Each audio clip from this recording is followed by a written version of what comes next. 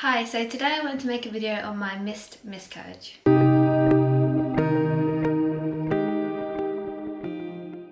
So one of the topics for Channel Mum this week is miscarriage, and they say that they don't want to shy away from the difficult topics to talk about, and I feel kind of the same way. This is a difficult topic for me to talk about, but I know that when I had my miscarriage, one of the hard parts of it was feeling like a complete failure as a woman and not knowing that this is something that does actually happen and is quite common, and that I wasn't alone in it. So I'm hoping that by maybe sharing my story, I can get that out there and someone else may not feel so alone. So we lost our first pregnancy just after getting married. We were overjoyed when we quickly became pregnant, and we were so excited that we probably wrongly told everyone really early on.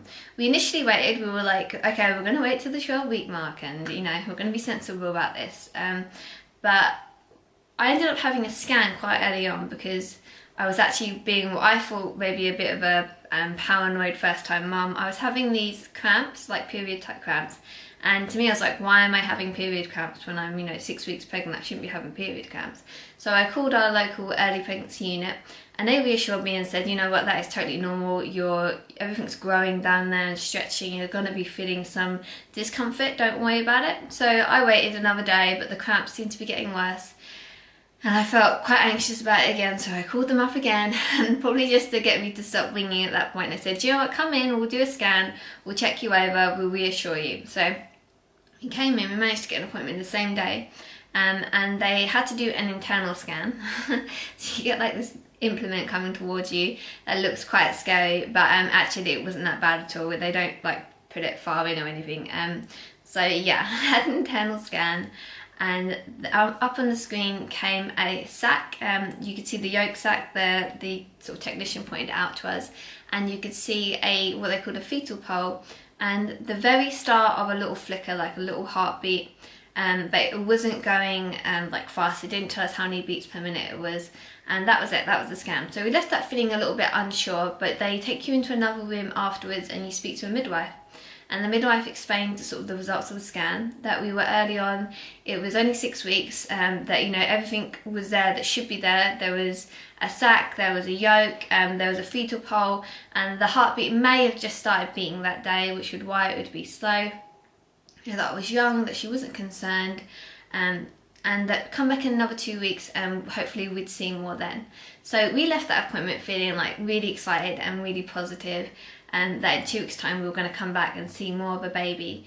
And we ended up spilling the beans to everyone. I put it on Facebook that we were expecting our new edition in October, and I told my mum and my dad and family, so everyone knew. We were really excited. We saw it as like a positive that there was definitely something in there, and it kind of made it all really real to us. So we spent the next 2 weeks like falling in love with this little baby, and planning everything out in our heads, how it was going to be in the future. And when it came nearer to the day of the scan, we went online and we were looking up sort of videos of 8 weeks ultrasounds and seeing what we were expecting to see that day, like a little blob with like maybe little fingers coming off of it, possibly jumping around. So we were really excited to go and have that scan and have our minds completely, put at ease and see what we thought was going to be a baby. So that day we went in, and initially she used a scanner on my stomach, but they couldn't see anything other than a sac. So I didn't panic at this point because she said, it's early on still, we'll use an internal scanner again. So we did that. And then immediately on the screen came a much larger than before, but still it was completely empty sac. And my husband said, there's no baby in there, and she said yep, and she sort of stayed for a moment longer, and then she said, okay, no baby, and could you put your trousers back on please? And to me that was like, it was so blunt, and it just felt like it was like no big thing, and it made it all the harder. Like she went between like this partition to give me some privacy while I was putting my trousers on, and I was like bawling my eyes out. I couldn't control myself. I felt like such a failure in that moment, like I'd failed this baby that we'd been thinking about and choosing names for and planning, and that my whole family had got excited about. And I felt like I just completely failed. My sisters had all had successful pregnancies. I have 3 sisters and everything had been fine for them.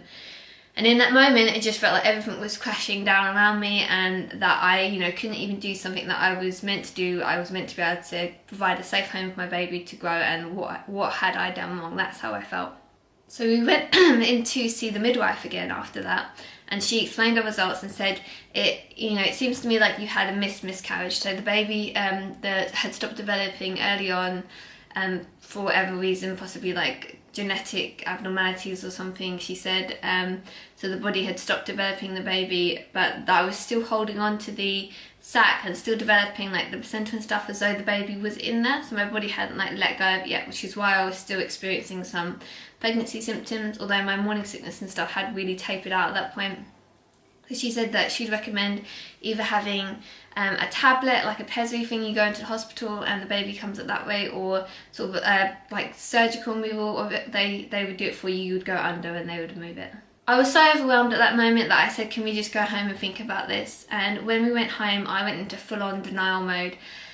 And I decided that this wasn't true. I found a site called Misdiagnosed Miscarriage, and on there it was like all these examples of finding empty sacs, but there still being a baby in there. And that's kind of what I convinced myself had happened for us for the next like week and a half, I think, until they sort of pushed us again to make a decision. So I said, okay, fine, we'll have the pessary.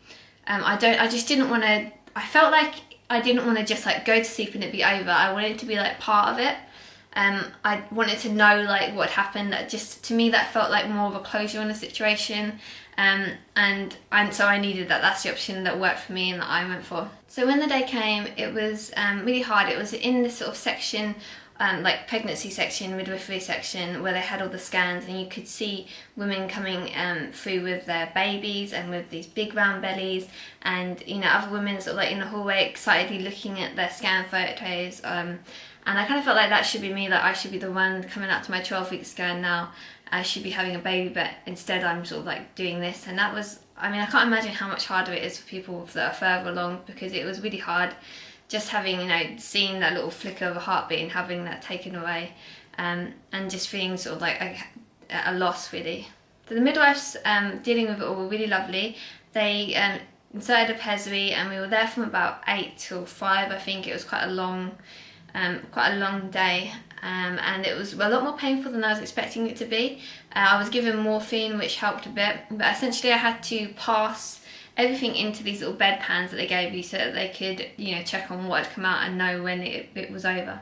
So after a lot of cramping, eventually I passed what was the placenta, the sac, and I actually like shouted out a profanity when it came out, because it looked like a baby had come out. It looked like this blob where there was like a black bit in the middle of it, and it had like what looked like little like arm buds or something coming off of it, and it was kind of shaped in that, like kidney bean shape. It was like about that big, and it looked a lot like how you see sort of like the developing baby and all the things that we've been watching. So and it had come out of the sac and the placenta, so I just like shouted up profanity, and Alistair came running into the bathroom, and I showed it to him. My hands were shaking, and he said, "Oh my god, that's a baby." He thought the exact same thing as me, and because I'd been like convincing myself before this as well, but it was a misdiagnosed miscarriage thing that kind of like added to that, and I sort of freaked out, and I just said to him, "Just take it away," and Alistair sort of took a picture of it on his phone. He had a really rubbish Nokia at the time, and the picture went with like a really old school phone.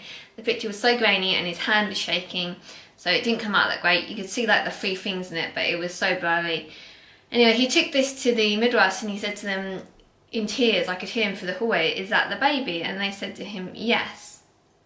And he came back and burst out in tears, and we both cried. And then it kind of dawned on us, hang on a second, there wasn't meant to be a baby. There was not meant to be a baby. It was meant to be just an empty sac. So he went back and demanded to see it, and they said, "Oh, it's all in formaldehyde now, we can't show you it." And he said, "Hang on, there wasn't meant to be a baby in there. They told us that it was an empty sac." And we were just like really confused and upset at that moment why something had come out along with it that looked so much like a baby. So the midwives brought the stuff back in to put our mind at rest, and they brought back in this like little cardboard thing, and it had in it the placenta and the sac, and that was it. Like, there was nothing else. The third thing that we thought we saw, they said, was just tissue, and that it had kind of like shaped itself in a weird way, that it did look like that. But that there was no, it wasn't a baby, it was just an empty sac and the placenta, and they were sorry for the confusion and the upset there. So that helped put our mind at rest a little bit. It was an upsetting moment, but I can't imagine that they would lie to you about something like that. So yeah, after that I kind of felt, when we got back home, like a massive weight had been lifted, like it was over. I still felt incredibly sad that it was over. And I still struggled for a while after that with sort of like feelings of loss and giving up this idea of this baby that we'd imagined in our heads, and overcoming like feelings of failure and realising that it happened. 1 in 4 people have a miscarriage, and that it is a common occurrence, and that it didn't mean that we wouldn't go on and have happy and healthy babies. And wonderfully, we did go on and have happy and healthy babies. About 4 months after that, we fell pregnant with Zachary, and I was very anxious for the first trimester in that pregnancy, but I was so relieved when we went for our 12-week scan and saw him jumping around in there. And yeah, from that we have had chemical pregnancies where you get a positive test, and then you end up having your period, which have been hard also because you have that excitement and then that but we've had no other sort of miscarriages like that, where I've carried a sac and had to pass it all. And it's kind of like the roller coaster of having kids, isn't it? It's like you never get anything amazing in life, it seems, about sort of the risk of something terrible happening and having like a loss like that. And I'm so happy now that our family is the way it is. So I want to share my story with you, and I hope that can be helpful to someone in some way and shed some light on it. Like I said, I wish that I had known how common it was, and I wish that it was something that was spoken about more openly of women, because I know it's not like a pleasant subject, it's not a happy subject, but if it does happen that often, then I think it could save some of the pain, at least, just being more aware of that you're not a failure and that this is something that can happen. Thank you so much for watching. Please leave a like if you liked this video. Comment below. I always love hearing from you all and reading all your comments. And yeah, subscribe if you haven't subscribed already, and I'll see you again soon. Bye.